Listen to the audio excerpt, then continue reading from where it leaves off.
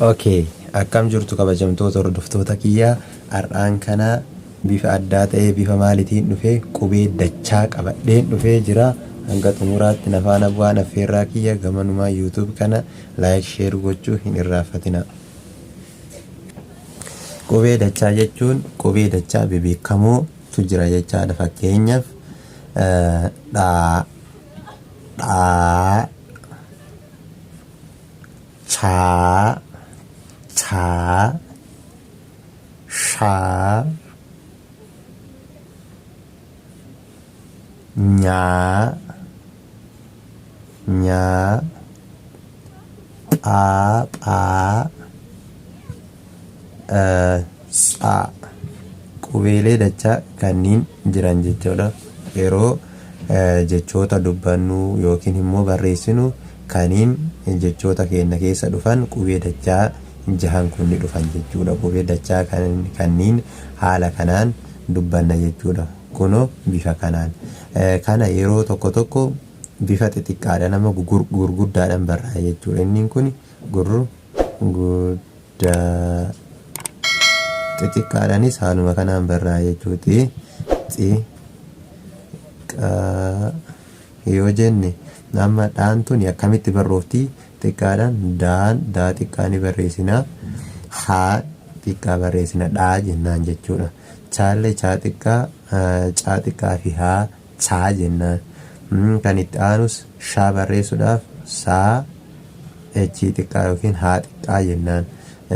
Nyaallee barreessuudhaaf naa xiqqaa fi yaa xiqqaan barreessina jechuu haala kanaan. Phaallee barreessuudhaaf phaa xiqqaa fi haa barreessina jechuudha. Tsaallee barreessuudhaaf taa xiqqaa fi esii barreessina jechuun tsaa jennaan jechaadha. Dhaa, chaa, shaa, nyaa, phaa, tsaa. Isee xixiqqaalleen dhaa, chaa, shaa, nyaa, phaa, tsaa jenneetiin yoo yaamna jechuudha. Yeroo yaamnu haala kanaan yaamnu. Kuni qubee dachaa jennaan. Qubee dachaa jennaan. Okay, qubee dachaa ilaallee jirra jechuudha.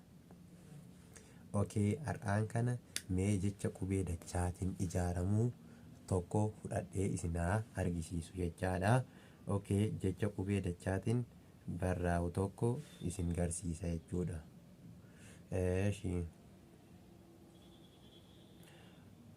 Dhufe, dhuu, dhufe.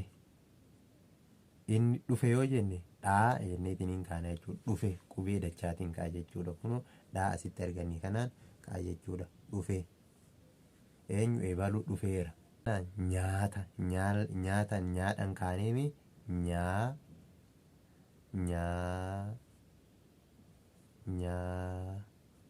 haadha nyaata, nyaata qubee dachaatiin kaa jechuudha. Qubee dachaatiin kaa.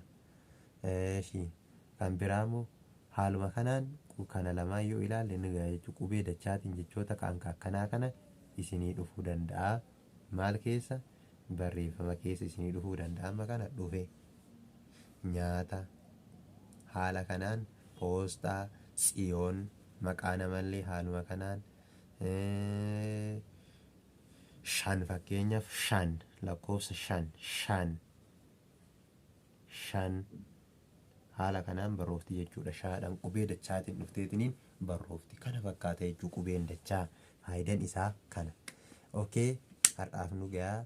Kana sirriitti qayyabadhaa. Qubee dachaa kana erga qayyabattanii booddee guyyaa itti aanu maal laallaa? Dubbifamaa fi dubbachiiftuu gargar qoonnee ilaalla jechuudha.